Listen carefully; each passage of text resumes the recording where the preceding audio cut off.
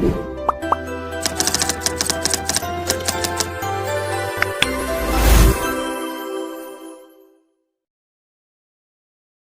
Students, welcome to learn easy maths and arts classes. आज इस video में मैं आपको compound interest using formula exercise 3D के क्वेश्चंस कराऊंगा। In the previous video I explained you exercise number 3C। अगर आपने वो वीडियो नहीं देखी है तो लिंक आपको डिस्क्रिप्शन बॉक्स में मिल जाएगा। So today we will start this exercise number 3D। Question number second क्या है? The cost of machine is supposed to depreciate each year by 12% of its value at the beginning. इन्होंने कहा है जो machine की कॉस्ट है वो depreciate का मतलब कम हो जाती है हर साल 12%। लेकिन कब होती है वो कम? At the beginning of a year, जब कोई न्यू ईयर स्टार्ट होता है तो बिल्कुल शुरुआत में ही वो मशीन की जो कॉस्ट होती है वो 12% घट जाती है। अब आगे क्या बोला है? If the machine is valued at 44,000 eight the beginning of 2008। यहाँ पर आपको क्या गिवन है? हमें यहाँ पर वैल्यू गिवन है, value of machine eight the beginning of 2008 कितनी है? 44,000 रुपीज़। ये जो वैल्यू है ये बिगनिंग में है, 2008 के शुरुआत में। अब आपको बताना है find its value at the end of 2009। आपको बतानी है जो इसकी वैल्यू है एट द एंड ऑफ 2009। हमें यहाँ पर ध्यान क्या देना है? यहाँ पर आप फॉर्मूला तो वही यूज़ करेंगे जैसे अमाउंट का फॉर्मूला होता है। अमाउंट का फॉर्मूला क्या होता है? P bracket 1 plus R upon 100 raise to the power n। लेकिन यहाँ पर थोड़ा सा चेंज ये है कि आप प्लस की जगह माइनस का साइन लोगे। ऐसा क्यों? क्योंकि यहाँ पे मशीन की कॉस्ट बढ़ नहीं रही है, डेप्रिशिएट हो रही है। डेप्रिशिएट का मतलब कम हो रही है, इसलिए यहाँ पर आपको प्लस की जगह माइनस लेना है। अगर इंक्रीज़ होती मशीन की कॉस्ट तो हमें यहाँ पर लेना पड़ता प्लस का सिंबल। ठीक है, तो यहाँ डेप्रिशिएट वर्ड आ रहा है तो इसलिए आपको अमाउंट का फॉर्मूला जो है वो थोड़ा सा मॉडिफाई कर लेना है, चेंज कर लेना है, प्लस की जगह माइनस लगाना है। दूसरी चीज़, ये जो अमाउंट होता है ना, ये अमाउंट जो होती है बाद वाली वैल्यू होती है। अमाउंट कौन सी वैल्यू होती है? बाद वाली। प्रिंसिपल कौन सी वैल्यू होती है? पहले वाली, पिछली वैल्यू। ठीक है, तो ये दो बात और ध्यान रखें। अमाउंट अगली वैल्यू होती है, प्रिंसिपल पिछली वाली वैल्यू होती है, बिफोर वाली। ठीक है, तो यहाँ पर आपको value at the beginning of 2008 given थी। आपको 2008 की वैल्यू गिवन थी और पूछी कौन सी है? At the end of 2009। तो यहाँ पर दो वैल्यू की बात आ रही है। कौन कौन सी दो वैल्यू? एक तो है value at the beginning of 2008 और दूसरी वाली है एट द बिगनिंग ऑफ 2009। तो पहली वाली कौन सी होगी और बाद वाली कौन सी होगी? इन दोनों में पिछला साल कौन सा है? 2008 ही तो पिछला वाला साल है ना, पुराना वाला, पहले वाला साल 2008। तो पिछला वाला क्या होता है? प्रिंसिपल। और अगला वाला जो होता है वो होता है अमाउंट। ऐसे याद रख लें, ए फॉर अगला दैट मीन्स अमाउंट होगा, पी फॉर पिछली वैल्यू दैट मीन्स प्रिंसिपल होगी। तो जो पिछला प्रीवियस साल है ना वो प्रिंसिपल में यूज़ होगा और जो अगला वाला साल है वो अमाउंट में यूज़ होगा। तो ये सबसे बेस्ट वे है, ईजी वे है। इसी तरह से आप ध्यान रख सकते हैं, अदरवाइज़ आप कन्फ्यूज़ होते रहोगे कि कौन सी वैल्यू को अमाउंट लेना है और कौन सी वैल्यू को प्रिंसिपल। तो यहाँ पर गिवन तो 2008 की है और पूछी 2009 की है। तो ये दो ईयर्स आ रहे हैं, 2008 और 2009। तो आपको क्या लिखना है? अमाउंट की प्लेस पर 2009 वाला लिखना है और प्रिंसिपल की प्लेस पर 2008 वाला। तो आपको क्या लिखना है? अमाउंट का फॉर्मूला ये लिखा हुआ है। क्या होता है अमाउंट का formula? Amount is equal to P bracket 1 plus होता था, बट अब हम माइनस लेंगे क्योंकि कम हो रही है। ये फॉर्मूला होता था, बट यहाँ पर अमाउंट वर्ड ना लिख के आपको अगले साल वाली वैल्यू लिखनी है। तो अगले साल वाली कौन सी है? 2009 वाली। मतलब आपको ये लिखनी है value at the end of 2009। जो 2009 वाला था उसका एंड में पूछा था, तो ये बाद की वैल्यू थी, इसलिए अमाउंट की प्लेस पर लिखी जाएगी। इक्वल टू अमाउंट तो हो चुका है, अब बारी है P की। P फॉर प्रिंसिपल, तो पिछली वैल्यू रखेंगे। तो 2009 का पिछला साल कौन सा था? 2008, जो कि यहाँ पर आपको गिवन भी था, value at the beginning of 2008। तो ये प्रिंसिपल की प्लेस पर लिखना है, value at the beginning of 2008, फिर ब्रैकेट, ये हो गया अमाउंट, इक्वल टू ये हो गया principal, bracket 1 minus R। Rate of depreciation, R का मतलब है रेट ऑफ डेप्रीसिएशन, मैं लिख देता हूँ, यहाँ गिवन भी था, रेट ऑफ डेप्रीसिएशन कितना है, डेप्रीसिएशन का परसेंटेज वो रेट है 12%। तो 1 minus R upon 100 raise to the power n। तो यहाँ पर माइनस क्यों लिया है, आई थिंक आपको क्लियर हो गया होगा। माइनस सिंबल लेने का ये रीज़न क्या है, क्योंकि ये डेप्रीशिएट हो रही थी कॉस्ट, तो कम हो रही थी, इसलिए हमने यहाँ माइनस लिया है। अब अगला वर्क क्या करेंगे, आपको जोन जोन सी वैल्यू मालूम है आप वो वैल्यूज़ पुट कर दो। Value at the end of 2009 find करनी है, ये तो है ही नहीं हमारे पास, इक्वल ऐसे ही लगाए।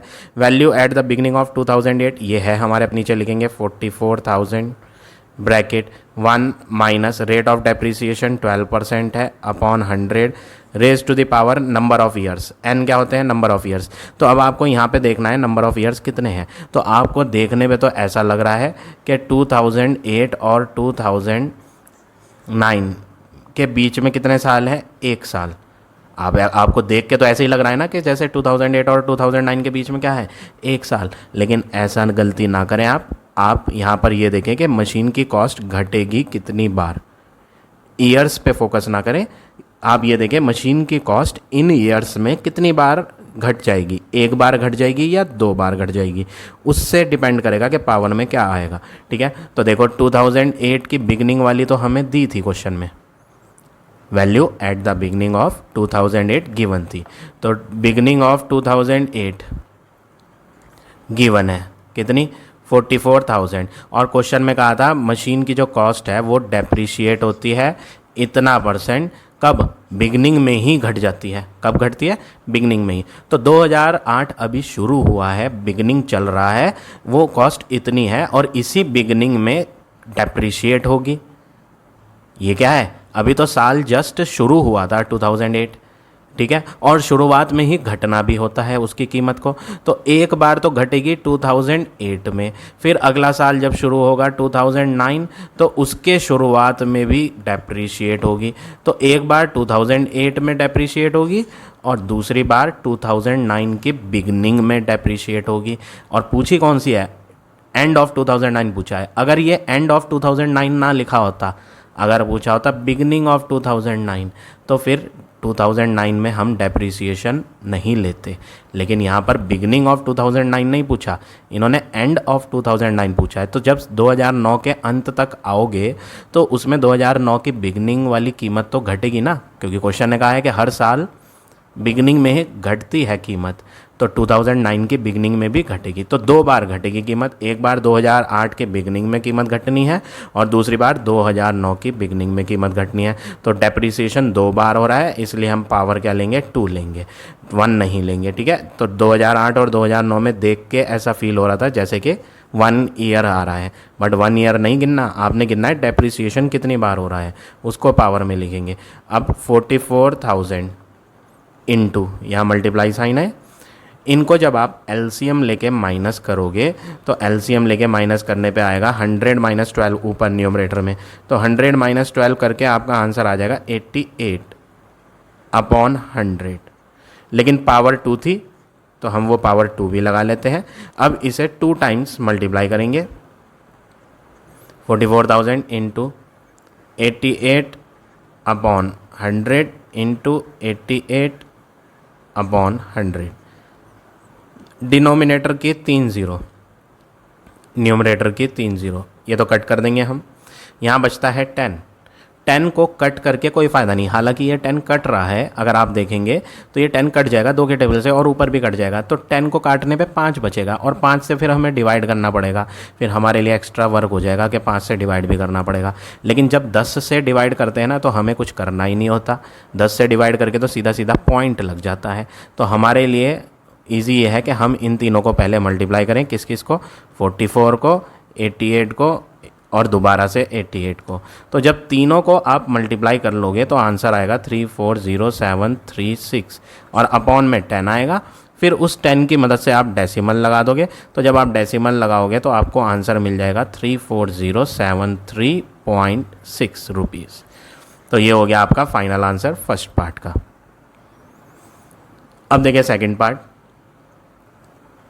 Part number second. Part number second जब आप करेंगे तो आपको फर्स्ट जो सेंटेंस थे जो पार्ट में नहीं दिए थे, वो तो मेन क्वेश्चन था, उनका भी यूज़ दोबारा करना है। मतलब ये सारी चीज़ें आपने दोबारा से यूज़ करनी है। और अब फर्स्ट पार्ट पे फोकस नहीं करना, अब आपको सिर्फ सेकंड पार्ट पे फोकस करना है और ऊपर के सेंटेंस। तो ऊपर के सेंटेंस क्या थे कि मशीन की कॉस्ट बिगनिंग में हर साल घट जाती है शुरुआत में, ठीक है। और आपको गिवन क्या था, मशीन की वैल्यू इतनी है बिगनिंग ऑफ 2008 में। क्या गिवन है, value at the beginning of 2008, ये वाली चीज़ गिवन है। Value at the beginning of 2008 कितनी है, ये गिवन है आपको, ठीक है। तो इसका तो यूज़ अब होगा दोबारा। अब आपको फाइंड क्या करना है, उस पर भी फोकस कर लो। फाइंड क्या करना है, find the value at the beginning of 2007। क्या पूछा आपसे, आप बताओ 2007 के बिगनिंग में क्या कीमत है। तो पहले तो आपको क्या करना है, पहले आपको आइडेंटिफाई करना है कि जो डेप्रिसिएशन हो रहा है वो कितनी बार हो रहा है। नंबर ऑफ़ ईयर्स देखने के लिए, पावर में नंबर ऑफ़ ईयर्स लेने के लिए आपको पहले डेप्रिसिएशन आइडेंटिफाई करना पड़ेगा कि एक बार होगा, दो बार होगा, तीन, चार, कितनी बार होगा, वो हमें नंबर ऑफ़ ईयर्स में यूज़ करना है। तो हम यहाँ सबसे पहले क्या करेंगे, ये मैं इरेज कर देता हूँ। तो देखो हमें कौन सी वैल्यू गिवन है, value at the beginning of 2008 दी हुई है। और पूछी कौन सी है, पिछली वाली पूछी है। मतलब 2008 की तो दे रखी है और पूछ रहा है 2007 की, तो पिछली वाली पूछ रहा है। Value at the beginning of 2007 आप बताओ क्या होगी, और ये तो गिवन है। तो पिछली वाली प्रिंसिपल होती है, यानी 2007 वाला पी की प्लेस पर लिखा जाएगा। ये तो कंफर्म हो गया कि पी पर ये लिखना है। और जो 2008 है वो अगला साल है, तो इसलिए अगला का मतलब ए फॉर अगला, that means A for amount, यानी ये अमाउंट की प्लेस पर लिखा जाना है। तो सबसे पहले तो हम फार्मूला बना लेते हैं। अमाउंट की प्लेस पर value at the beginning of 2008 लिखें। Value at the beginning of 2008, तो ये तो हो गया अमाउंट। अमाउंट बराबर अब आता है पी, प्रिंसिपल। फार्मूला क्या होता है, अमाउंट बराबर P bracket 1 plus R upon 100 raise to the power N. ये अमाउंट का फार्मूला होता है। तो यही फार्मूले में अमाउंट की प्लेस पर तो ये लिख दिया। प्रिंसिपल पिछला वाला होता है, तो पिछले वाले में आप क्या लिखेंगे, value at the beginning of 2007 bracket 1 plus नहीं लेना क्योंकि मशीन की कीमत घटती है, तो minus R upon 100 raise to the power N. अब आपको आइडेंटिफाई ये करना है कि एन में क्या लेना चाहिए, नंबर ऑफ़ ईयर्स कितने लेने चाहिए, कितनी बार मशीन की कीमत घट रही है। तो हम चेक करते हैं, कैसे चेक करेंगे। बिगनिंग ऑफ 2007 पूछी गई है, दी कौन सी है, बिगनिंग ऑफ 2008। अब यहाँ पर आपको देखना है कितनी बार मशीन की कीमत घटी।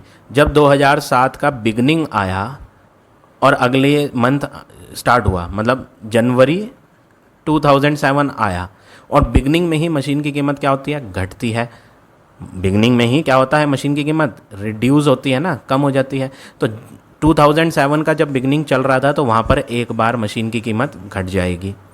लेकिन जब अगला साल शुरू हुआ, बिगनिंग ऑफ 2008 आया, तो वहाँ पे भी घटनी चाहिए थी कीमत, लेकिन हम 2008 के आगे बढ़ ही नहीं रहे, हम उस साल के आगे जा ही नहीं रहे, हम तो वहीं रुक गए। कब रुक गए, जब 1 जनवरी 2008 चल रहा था, हम उसके आगे गए थोड़ी। अगर हम उसके आगे जाते तो बिगनिंग ऑफ 2008 में भी मशीन की कीमत क्या हो जाती, घट जाती। फिलहाल यहाँ पर कितनी बार मशीन की कीमत घटेगी, सिर्फ एक बार घटेगी, जनवरी 2007 में। जब 1 जनवरी 2007 था तो उसमें जो भी कीमत उस टाइम चल रही थी वो कीमत घट जाएगी, क्योंकि अब हम 1 जनवरी 2007 के आगे भी बढ़ेंगे, 2008 तक जाना है ना। तो आगे बढ़ने पे एक बार जनवरी 2007 में कीमत घटेगी, और जब जनवरी 2008 आएगा तो हम उस साल के आगे आएंगे ही नहीं। क्वेश्चन में बस दो ही चीज़ों की बात हुई है, 2008 और 2007। तो हम 2008 के तो आगे जाएंगे ही नहीं, बिगनिंग ऑफ 2008 था। ऐसा थोड़ी बोला कि 2008 के आगे भी चले जाओ, जनवरी के आगे। उन्होंने तो शुरुआत में ही कही है। तो जब शुरुआत में कही है तो शुरुआत में आने का मतलब है आप जनवरी 2008 पे वहीं रुक गए हो 1 जनवरी को, 1 जनवरी से आगे गए ही नहीं, इसलिए मशीन की कीमत घटेगी नहीं। तो एक ही बार घटनी है, इसलिए पावर में आपको क्या रखना पड़ेगा 1।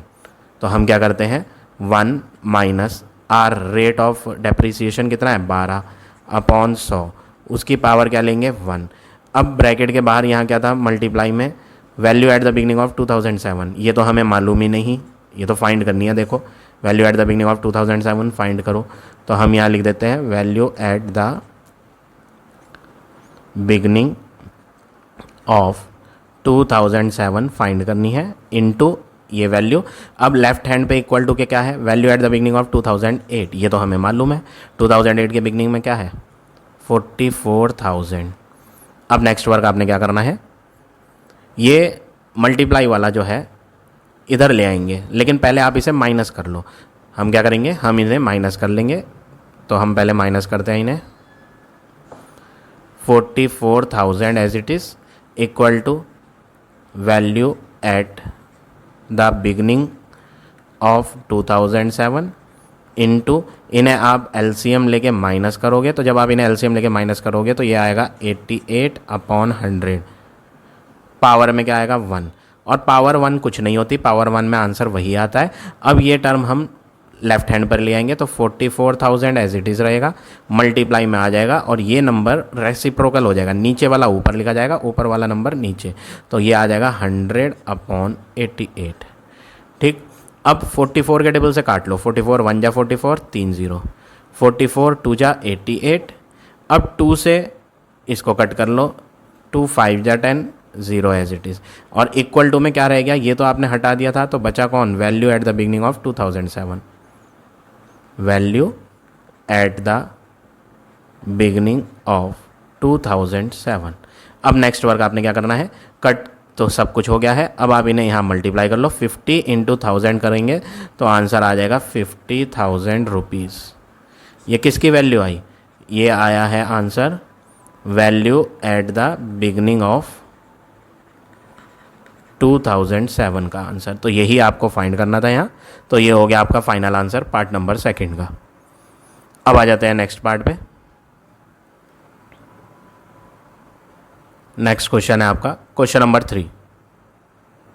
थर्ड क्वेश्चन में क्या कहा है, the value of an article decrease for 2 years at the rate of 10% per year. वो कह रहा है मशीन जो आर्टिकल होता है उसकी कीमत 2 साल लगातार घटती रहती है 10%। ठीक है, तो आपको क्या दिया है, डेप्रिसिएशन इन फर्स्ट ईयर 10%, फिर दोबारा डेप्रिसिएशन दिया है इन सेकेंड ईयर, वो भी कितना है 10%। अब आगे क्या बोला है, and then in third year it increase by 10%। Third year में क्या हो जाता है, इंक्रीज हो जाता है, डिक्रीज नहीं होती, डिक्रीज तो फर्स्ट 2 ईयर में होती है। ठीक है, कॉस्ट इंक्रीज हो जाती है 10% इन द थर्ड ईयर, तो आप क्या लिखोगे, आप लिखोगे इंक्रीज इन थर्ड ईयर, तीसरे साल में कितनी इंक्रीज हुई 10%। Find the original value of the article, आपको फाइंड करना है ओरिजिनल वैल्यू क्या है आर्टिकल की, और आगे बोला है if it's value at the end of third year is इतना। आपको क्या गिवन है, value at the end of third year given है, तो हम भी लिख देते हैं value at the end of third year given है, कितनी गिवन है 40,095। फाइंड क्या करना है, ओरिजिनल वैल्यू। तो सबसे पहले आप क्या करेंगे, let the original value of machine is x। मान लो कि ओरिजिनल वैल्यू आर्टिकल की वो x है। ठीक है, तो आपको क्या करना है, value at the end of third year दिया था, लेकिन आप खुद बनाओ। आपको गिवन तो है कि value at the end of third year कितनी है, इतनी, लेकिन अगर हम बनाना चाहें खुद कि कितनी होगी कीमत 3 साल बाद, तो क्या करेंगे हम, आप जो है अमाउंट का फॉर्मूला जानते ही हैं। अमाउंट क्या होता है, amount is equal to P (1 + R/100 raised to the power n। ये होता है। मैंने आपको बताया था ए फॉर अमाउंट होता है और ए फॉर अगला, अगला मतलब नेक्स्ट ईयर, मतलब बाद वाला, आफ्टर वाला, ऐसे याद रखो। ए फॉर अगली वैल्यू, तो अगली वैल्यू में क्या आएगा, अमाउंट आएगा। पी फॉर पिछली वैल्यू होता है प्रीवियस, पी फॉर प्रीवियस, पिछले साल का, ठीक है। तो यहाँ पर कौन सी वाली अगली है और कौन सी वाली पिछली है, यहाँ पर दो कीमत आ रही हैं। कौन सी दो कीमत आ रही हैं, अगर आप पूरा क्वेश्चन पढ़ोगे तो यहाँ पर सिर्फ दो कीमतें आ रही हैं। एक तो आ रही है ओरिजिनल वाली कीमत, ये रही देखो ओरिजिनल, और एक है 3 साल वाली कीमत, value at the end of third year. बस ये दो कीमतें आ रही हैं इस क्वेश्चन में। तो आपको इसमें पहले ये आइडेंटिफाई करना है कौन सी वाली अगली वाली कीमत है, कौन सी पिछली वाली कीमत है। तो पिछली वाली तो ओरिजिनल होगी, 3 साल बाद वाली जो है वो अगली होगी। तो हमने क्या करा, एक ही जगह अगली वाली लिखी जो 3 साल बाद वाली है। कौन सी वाली, आफ्टर 3 ईयर। पी फॉर पिछली वैल्यू होती है, पिछली वाली में कौन सी आएगी, ओरिजिनल, ओरिजिनल वाली पिछले का वर्क करेगी। तो हमने अमाउंट तो लिख दिया, ये हो गया अमाउंट बराबर, अब पी लिखेंगे, पी में आएगा ओरिजिनल वैल्यू इंटू 1। अब क्या करना है आपने, अब यहाँ ध्यान दें, 2 साल कीमत घटी थी तो माइनस करो, 1 minus R upon 100 raise to the power N, N में लोगे 2, क्योंकि 2 साल लगातार घटती रही। फिर एक ब्रैकेट एक्स्ट्रा और लगाओ, और तीसरे साल की जो ब्रैकेट है उसमें आपको प्लस साइन लेना है, क्योंकि कीमत बढ़ गई थी। 1 प्लस आर अपॉन 100 और पावर में क्या लगाओ 1, 3 मत लिख देना।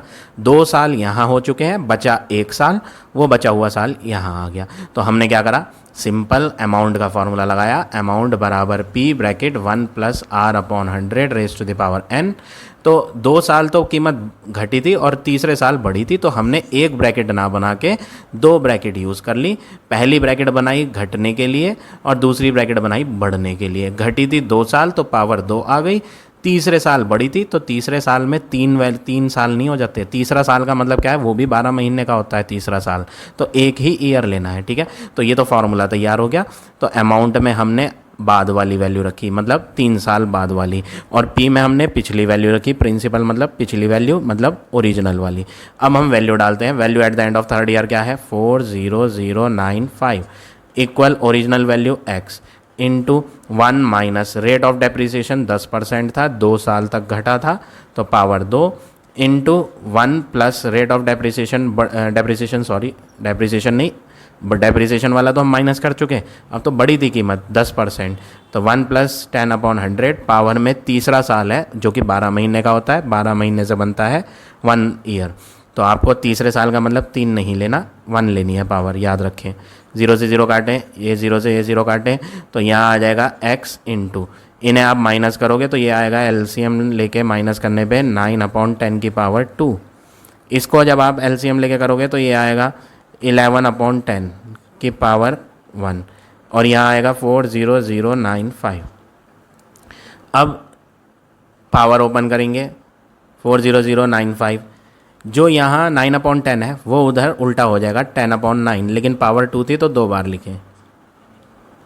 जो यहाँ 11 अपॉन 10 था, पावर 1 का मतलब एक ही बार है ये, तो 11 अपॉन 10 जो यहाँ है वो उधर जाके क्या हो जाएगा 10 अपॉन 11, और इक्वल में क्या रह जाएगा x। अब हम इन्हें कट करते हैं, 40095 है एक, तो 40095, और अगर हम इसे 11 से डिवाइड करें तो पूरा पूरा कट जाएगा ये 11 के टेबल से, ये हो जाएगा 3645।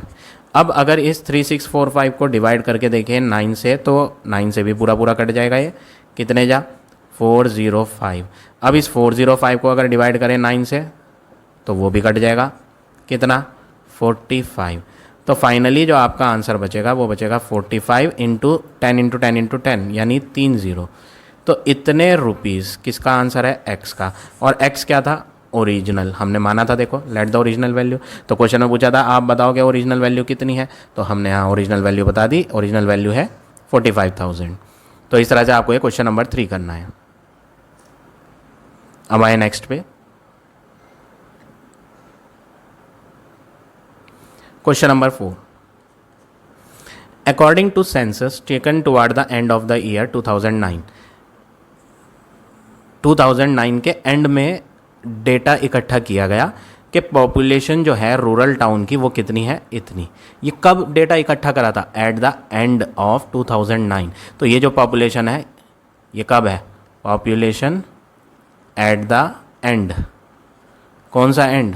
2009 का एंड। कितनी? 64,000। अब आगे क्या बोला है? Census authority also found that population of this town had a growth. ये ग्रोथ वर्ड आ रहा है। ग्रोथ किसे कहते हैं? ग्रोथ करना। ग्रोथ करना का मतलब क्या होता है? बढ़ना।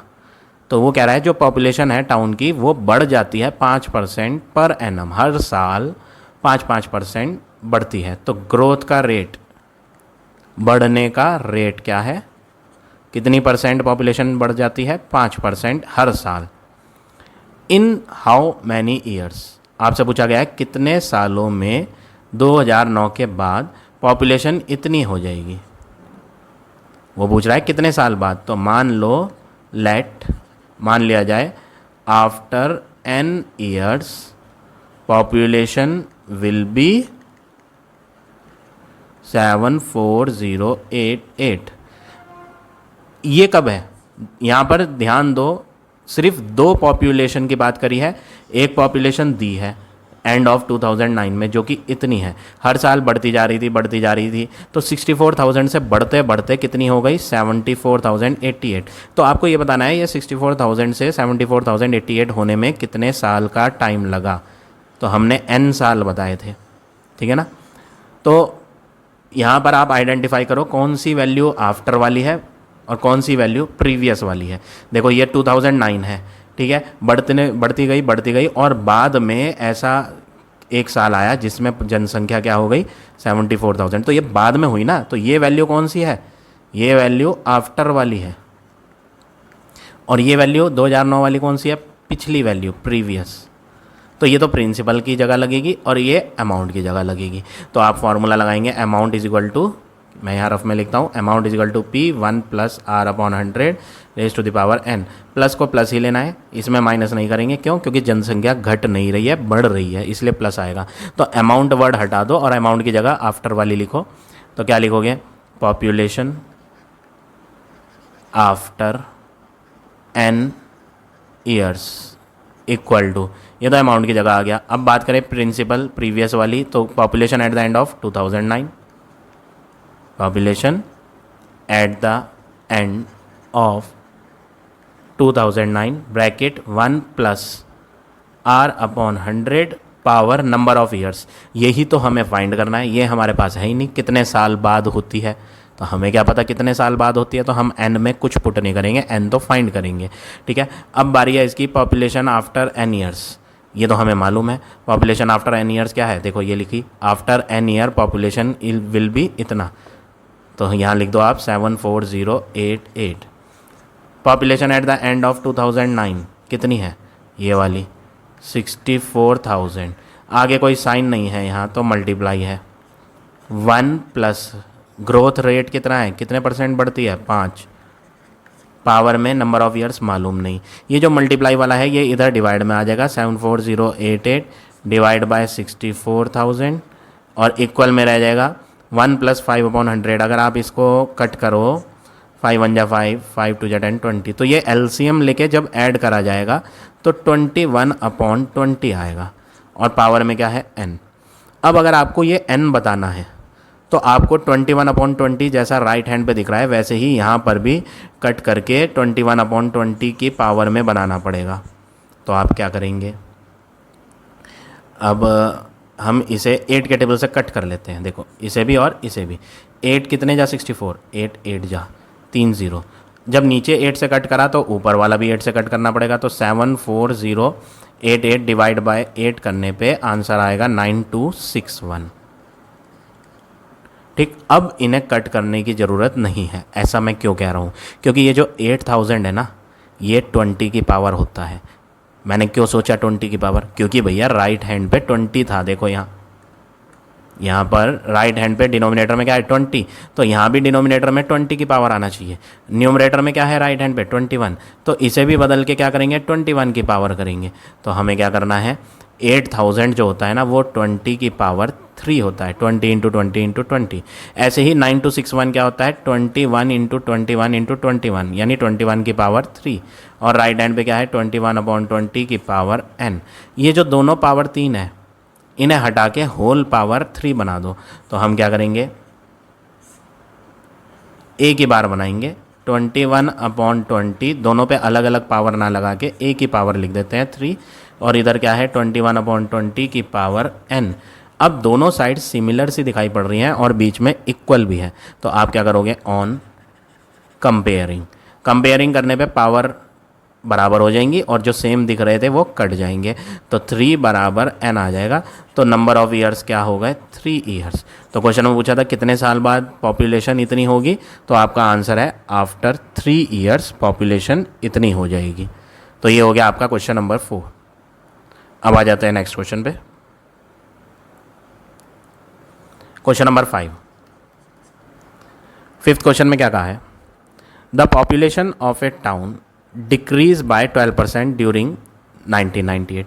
तो क्या बोला इन्होंने, पॉपुलेशन डिक्रीज हुई, घट गई, कब, 1998 में। कितनी परसेंट घटी, 12%। आगे बढ़ते हैं, and then increase by 8% during 1999।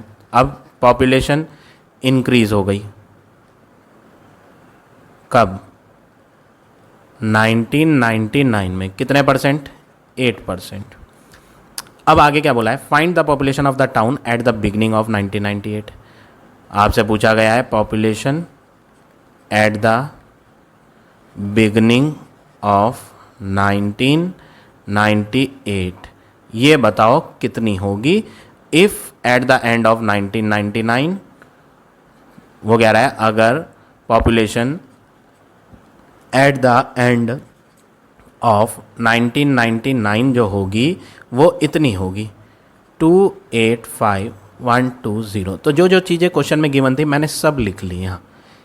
किस ईयर में कितनी परसेंट पॉपुलेशन डिक्रीज़ हुई, किस ईयर में कितने परसेंट पॉपुलेशन इंक्रीज़ हुई। फाइंड क्या करना है, population at the beginning of 1998। दे क्या रखा है, population at the end of 1999। तो जो भी चीज़ें गिवन थी और जो फाइंड करनी थी सब लिख ली। यहाँ पर आपको दो पॉपुलेशन के ऊपर फोकस करना है, एक वो जो दी हुई है और एक वो जो पूछी गई है। Population at the end of 1999 दी गई है तो इस पे फोकस करें, और पूछी कौन सी है, population at the beginning of 1998। अब इनमें से कौन सी वाली अगले साल की है और कौन सी वाली पिछले साल की है। तो भैया साफ साफ दिख तो रहा है, 1998 पिछला साल होता है, 1999 अगला साल होता है। तो ये आफ्टर वाली वैल्यू है तो ये अमाउंट का काम करेगी, A for after, A for amount. ये 1998 पिछला साल है तो पी फॉर प्रीवियस होता है और पी फॉर प्रिंसिपल होता है। तो सबसे बढ़िया तरीका है P for principal, P for previous. तो आपको क्या करना है, प्रिंसिपल में तो 1998 लेना है और अमाउंट में 1999 लेना है। तो फॉर्मूला लिख लो रफ में, क्या होता है, amount is equal to P bracket 1 plus R upon 100 की पावर n, ये होता है। लेकिन यहाँ पर आप एक ब्रैकेट ना बना के दो ब्रैकेट बनाओगे, क्यों, क्योंकि भैया एक साल तो बढ़ी थी और दूसरे साल घटी थी। देखो डिक्रीज़ भी हो रही है और इंक्रीज़ भी, तो एक ब्रैकेट से बात नहीं बनने वाली। अगर दोनों में इंक्रीज़ होती तो प्लस आ जाता, भाई जब हो ही नहीं रही दोनों में इंक्रीज़, तो एक बढ़ रही है एक साल और दूसरे साल घट रही है, तो आपको दोनों ब्रैकेट बनानी पड़ेगी, एक प्लस साइन की और एक माइनस साइन की। तो चलो हम पहले ए हटा देते हैं, आफ्टर वाला लिखते हैं। ए में population at the end of 1999 बराबर, पी में पिछली वाली लिखेंगे, population at the beginning of 1998, फिर ब्रैकेट। अब ये ब्रैकेट हट के दो ब्रैकेट बनेंगी, एक साल घटाने के लिए और एक साल बढ़ाने के लिए। चलो तो हम एक बार बनाते हैं 1, ये हो जाएगा एक बार डिक्रीज़ हुई थी 1998 में, तो 1 माइनस आर अपॉन 100, पावर क्या लिखेंगे 1। ऐसा मैं क्यों कह रहा हूँ, क्योंकि भैया एक साल 1998 जब चल रहा था तो परसेंटेज घटी थी। तो एक ही तो साल है ना 1998, 1998 एक ही तो साल है। अगला साल कौन है 1999, उसमें भी 12 महीने होते हैं, तो ये भी एक है। तो इसमें भी एक ब्रैकेट और बनाएंगे लेकिन प्लस लेंगे क्योंकि बड़ी थी। और पावर 2 मत लेना, ये भी 12 महीने का ही ईयर है, तो इसमें भी पावर 1 आएगी। ठीक है, अब आपको क्या करना है, इसकी वैल्यू पता है तो लिख दो 285120। अब इस पे आ जाओ, population at the beginning of 1998, ये तो फाइंड करनी है, तो हमें पता ही नहीं, लिख दो ऐसी population at the beginning of 1998 bracket 1 minus कितने परसेंट घटी थी, डिक्रीज वाला परसेंट 12 है, 1 माइनस 12/100, 1 प्लस इंक्रीज वाला परसेंट 8 है, 8/100। पावर 1 थी तो पावर 1 हमने नहीं लिखी, पावर 1 से कुछ नहीं होता। अब बारी है इनको एलसीएम लेके सॉल्व करने की, तो ये आ जाएगा 285120 equal to population at the beginning of 1998 bracket LCM लेके जब आप माइनस करोगे तो ये आ जाएगा 88/100। एलसीएम लेके जब आप ऐड करोगे तो ये बन जाएगा 108/100। अब अगला वर्क क्या करेंगे, क्रॉस मल्टीप्लाई से ये सारे फ्रैक्शन जो दोनों फ्रैक्शन है उधर के लेफ्ट साइड पर ले जाएं, तो 285120 ऐसी रहेगा, मल्टीप्लाई में उल्टे हो जाएंगे ये उधर आकर 100/88 इंटू 108/100, नहीं इसे भी उल्टा करना है, जब ये उधर जाएगा तो क्या होगा रेसिप्रोकल। ये मैंने गलत लिख दिया, इसे सही लिखते हैं, इसको उल्टा कर देते हैं, 100 ऊपर 108 नीचे, और इक्वल में क्या रह जाएगा, ये दोनों तो हट गए तो इक्वल में रह जाएगा population at the beginning of 1998। अब इसका आंसर फाइंड करने के लिए इन्हें कट करना पड़ेगा। ये पहला है 285120, इसको आप डिवाइड करके देखोगे अगर रफ में 8 के टेबल से तो पूरा पूरा कट जाएगा, तो हम इसे 8 से काट लेते हैं, 35640। ऊपर 8 से काटा तो इसे भी 8 से काटो, 8 1 जाए 8, 8 1 जाए 8। अब बारी है 35640 को डिवाइड करने की 11 से, ट्राई करते हैं, रफ में करके देखना आप, कट जाएगा ये 11 के टेबल से कितनी बार, 11 के टेबल से 3240, तो नीचे 11 के टेबल से ये कट गया, 11 1 जा। अब 108 है, 108 3 के टेबल से कट जाएगा, ये देखें 3 के टेबल से 4 3 7 2 9, ये भी 3 से कट जाएगा, 3 1 जा 3। इसको जब काटोगे 3 के टेबल से तो 0 लगाना पड़ेगा, 2 डिजिट ले रहे हैं एक साथ, 24 तो 0 लगेगा, 3 8 जा 24 0। इसे भी 3 से काटेंगे, 3 3 जा 9, 1 बचा, 3 6 जा 18। अब 1080 है और नीचे है 36, तो 36 के टेबल से पूरा पूरा कट जाएगा, 36 3 जा, और ये लास्ट की 0 लास्ट में आ जाएगी। तो आपका बचा क्या 30 इंटू 100 इंटू 100, तो 30 के आगे 4 0 आ जाएंगी, और इतनी पॉपुलेशन है कब, एट द बिगनिंग ऑफ 1998।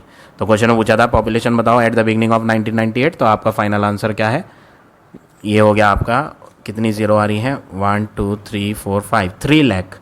तो कितनी पॉपुलेशन थी, 3 लाख पॉपुलेशन थी एट द बिगनिंग ऑफ 1998। तो इस तरह से आपको ये क्वेश्चन नंबर 5 करना है। अब आ जाते हैं नेक्स्ट क्वेश्चन पे।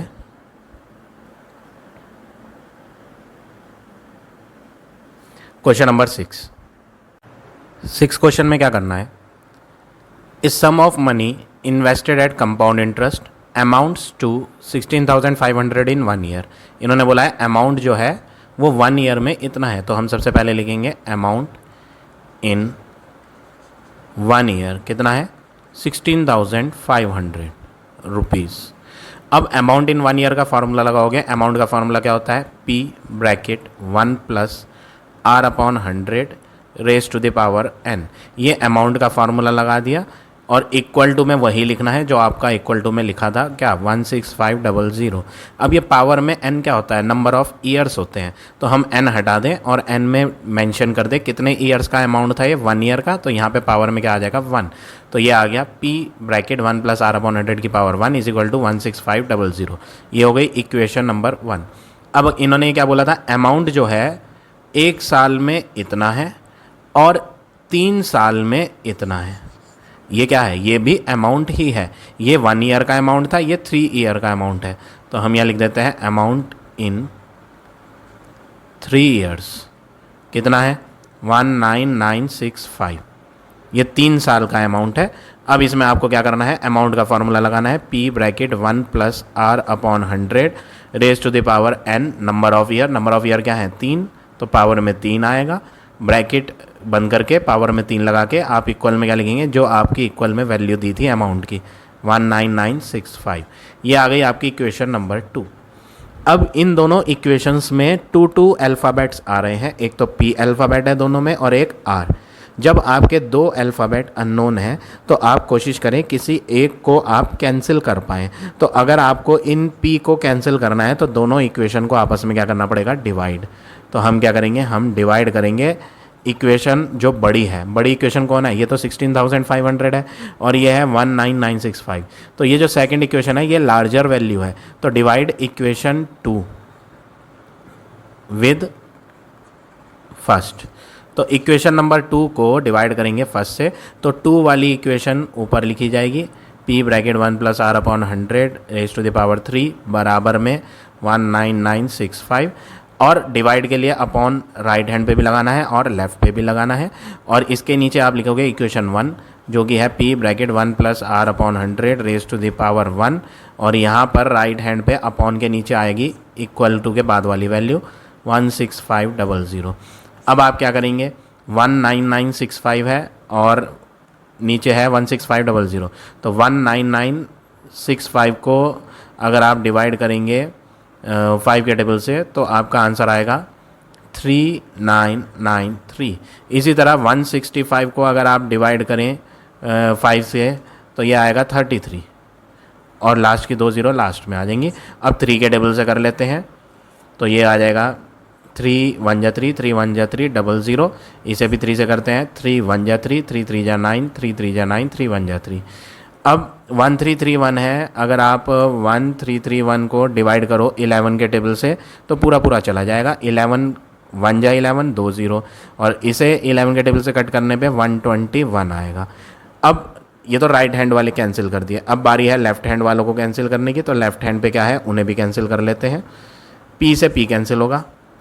1 प्लस R अपॉन 100 की पावर 1 है, ऊपर 1 प्लस R अपॉन 100 की पावर 3 है। तो हम पूरा ना कट करके सिर्फ इस पावर 3 को कट करें और इसमें से नीचे वाला एक ऊपर माइनस कर दे पावर, तो ऊपर बचेंगी 2। 3 में से एक ऊपर कट करा और नीचे एक ही था वो पूरे वैल्यू कट कर दी। तो बचता क्या है 1 प्लस R अपॉन 100 का स्क्वायर इक्वल टू में 121 अपॉन 100।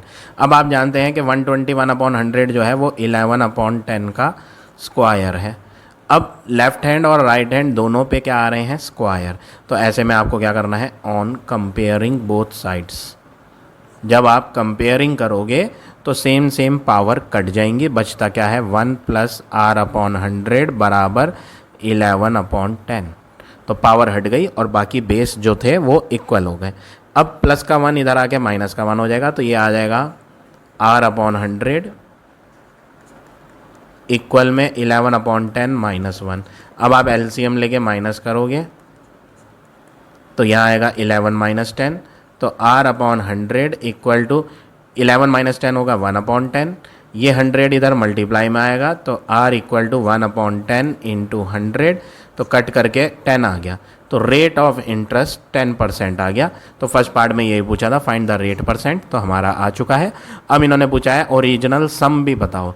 तो आप क्या करेंगे, ये जो वैल्यू R की आई है वो value put this value in equation 1, आप इक्वेशन 1 में पुट कर दोगे। तो P bracket 1 plus R upon 100 की पावर 1 बराबर 16500। इसमें आप R हटा के 10 पुट कर देंगे तो P ब्रैकेट 1 प्लस R में 10 रखना है अपॉन 100। पावर 1 कुछ नहीं होती, पावर 1 में आंसर वही आता है, तो हम पावर 1 छोड़ रहे हैं। 0 से 0 कट जाएगा। फिर आप एलसीएम लेके इन्हें ऐड करोगे तो 11 अपॉन 10 आ जाएगा इक्वल 16500। नेक्स्ट वर्क क्या करना है, P को अकेले बनाए, 10 ऊपर आ जाएगा 11 नीचे, तो 16500 इंटू 10 अपॉन 11 से कट करेंगे तो ये कट हो जाएगा पूरा पूरा कंप्लीट तो हम यहाँ कट कर लेते हैं। 11 1 जा 11, रिमाइंडर 5, 11 5 जा 20। अब P को जब मल्टीप्लाई करेंगे तो आंसर आ जाएगा 1 5 और ये 3 0। 15,000 रुपीज़ आ गया आपका क्या, प्रिंसिपल। तो इस तरह से आपको ये क्वेश्चन नंबर 6 करना है। तो आज हम इतने ही क्वेश्चन करेंगे। आई होप आज का पढ़ाया हुआ टॉपिक आप सबको समझ आ गया होगा। If you like my way of teaching then please like, comment और शेयर ज़रूर करें। In the next video I will give you remaining question of this exercise.